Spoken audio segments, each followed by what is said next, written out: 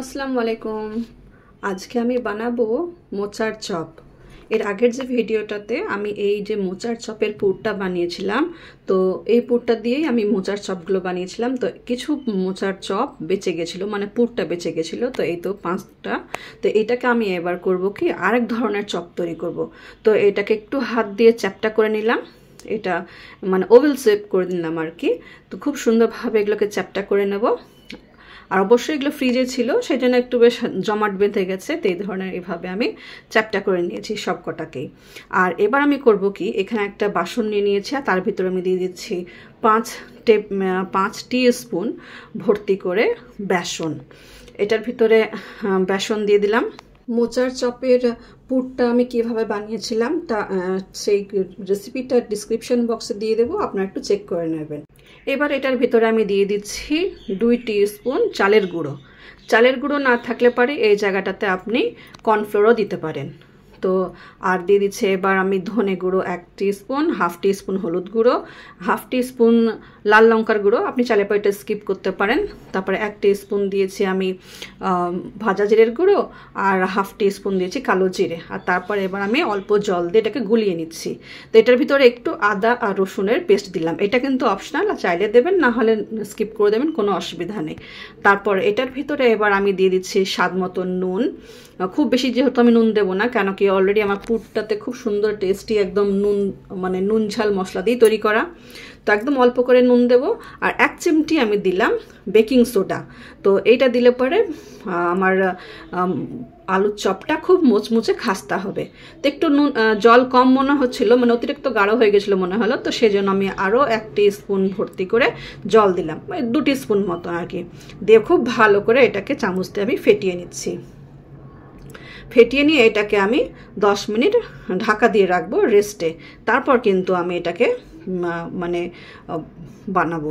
তো এই তো দেখিয়ে দিলাম ঘনত্বটা কত। তো এদিকে আমি রেস্টে রেখে দিয়ে এদিকে তেল গরম করতে দিয়ে দিয়েছি।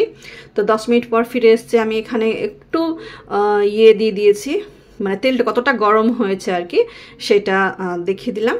আর তারপর এবার আমি এই মোচার চপগুলোকে বেসনে ডুবিয়ে ভাজতে লাগলাম। এই মোচার চপগুলো কিন্তু আমার মনে হয় সব থেকে ভালো লাগে খেতে মুড়ির সঙ্গে। এই ধরনের চপ মেদিনীপুরের বিশাল বিখ্যাত, আর এটা চপ মুড়ি খেতে অসম্ভব মজা। তো এইভাবে একবার আপনি চপ বানিয়ে খেয়ে দেখবেন। আর একটা বড় মোচা দিয়ে কিন্তু বেশ অনেক কটাই চপ বানানো হয়। আর যারা চপ দিয়ে নাস্তা করতে ভালোবাসেন তারা এভাবে কিন্তু চপের পুরটা বানিয়ে ফ্রিজে রেখে দেবেন। আর 1 সপ্তাহ তো অবশ্যই ভালো থাকবে।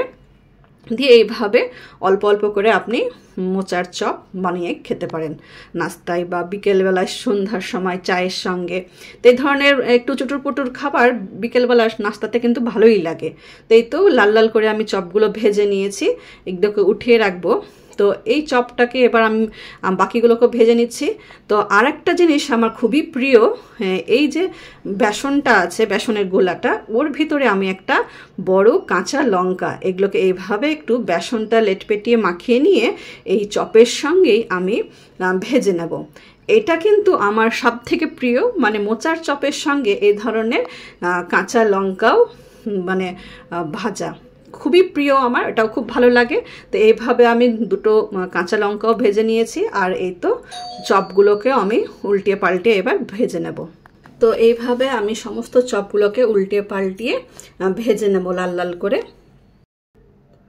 তারপর এই তো আমি পরিবেশন করে দিলাম এইভাবে চপ আর কাঁচা লঙ্কার চপ দিয়ে।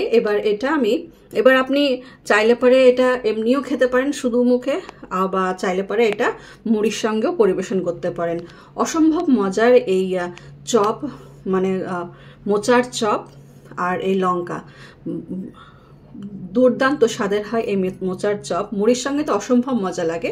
আপনারা কি দিয়ে খান একটু আমার সঙ্গে শেয়ার করবেন। আমার রেসিপিটা ভালো লাগলে পরে কমেন্টে জানাবেন, আর অবশ্যই একটি লাইক দেবেন। সবাই সুস্থ থাকবেন। আল্লাহ হাফেজ।